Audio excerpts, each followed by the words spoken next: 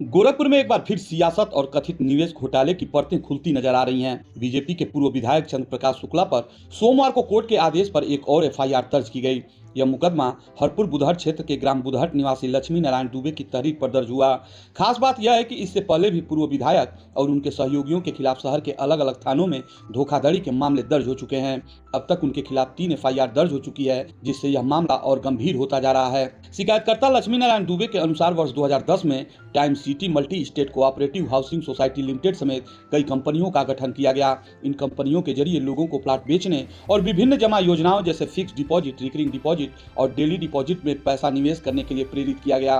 दावा किया गया कि कंपनी के पास मजबूत वित्तीय आधार है और निवेश पूरी तरह सुरक्षित रहेगा। शिकायत में कहा गया कि इन कंपनियों का मुख्यालय लखनऊ के जानकीपुरम में संचालित होता था, जबकि गोरखपुर के थाना कैंट क्षेत्र के छात्र संघ चौराहा कबाड़ी मार्केट में इसकी शाखा का कार्यालय चल रहा था। स्थानीय स्तर पर एजेंटों और कर्मचारियों के माध्यम से निवेशकों को योजनाओं की जानकारी दी जाती थी और उन्हें बेहतर रिटर्न का भरोसा दिलाया जाता था। आरोप है कि चंद्र प्रकाश शुक्ला के साथ अन्य निवेशकों दीपचंद शुक्ला, गुलाब चंद मौर्य, तृप्ति तिवारी, अरविंद कुमार पांडे, गुलाम मुतुर्जा, संतोष अग्रहरि, गौरव कन्नौजिया, जितेंद्र कुमार तिवारी, दिनेश लहुरी, विनय सरस्वती, मिथिलेश, रमेश चंद्र यादव और ब्रिजेश शुक्ला ने मिलकर निवेशकों को विश्वास में लिया। उन्हें बताया गया कि कंपनी के पास आरबीआई का लाइसेंस है।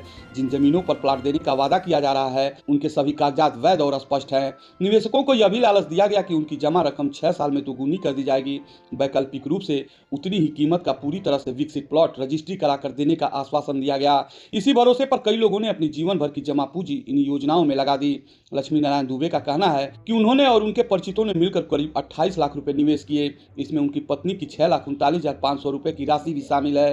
तय अवधि पूरी होने के बाद जब उन्होंने रकम वापस मांगी या प्लाट की मांग की तो आरोप है कि उन्हें टालमटोल का सामना करना पड़ा। शिकायत के मुताबिक निवेशकों की जमा पूंजी को फर्जी वाउचर तैयार कर आरोपियों के परिजनों के नाम पर करोड़ों रुपए नगद और बैंक खातों में ट्रांसफर कर लिया गया। इतना ही नहीं, जिन भूखंडों का वादा निवेशकों से किया गया था उन्हें कथित तौर पर बाहरी लोगों को बेच दिया गया। जब पीड़ितों ने विरोध किया या अपनी रकम वापस मांगी तो गाली गलौज और जान से मारने की धमकी देने का भी आरोप लगाए गए। पीड़ित ने पहले वरिष्ठ पुलिस अधीक्षक से शिकायत की थी, लेकिन जब कोई ठोस कार्रवाई नहीं हुई तो उन्होंने अदालत का रुख किया।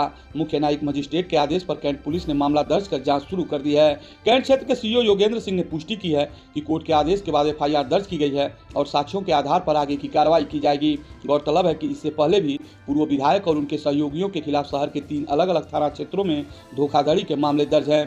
अब लगातार दर्ज हो रही एफआईआर ने इस पूरे प्रकरण को और भी संवेदनशील बना दिया। पुलिस अब कंपनियों के गठन से लेकर निवेश की प्रक्रिया, फंड ट्रांसफर और जमीन की खरीद फरोख्त तक हर पहलू की जांच कर रही है। यह मामला सिर्फ एक व्यक्ति की शिकायत तक सीमित नहीं है, बल्कि उन तमाम निवेशकों की चिंता से जुड़ा है जिन्होंने बेहतर भविष्य और सुरक्षित रिटर्न की उम्मीद में अपनी पूंजी इन योजनाओं में लगाई थी। अब जांच की दिशा और पुलिस की कार्रवाई पर सभी की नजरें टिकी हैं। गोरखपुर की राजनीति और कारोबारी जगत में इस प्रकरण ने हलचल मचा दी है। आने वाले दिनों में जांच से क्या तथ्य सामने आते हैं और कानूनी कार्रवाई किस दिशा में आगे बढ़ती है, यह देखना अहम होगा।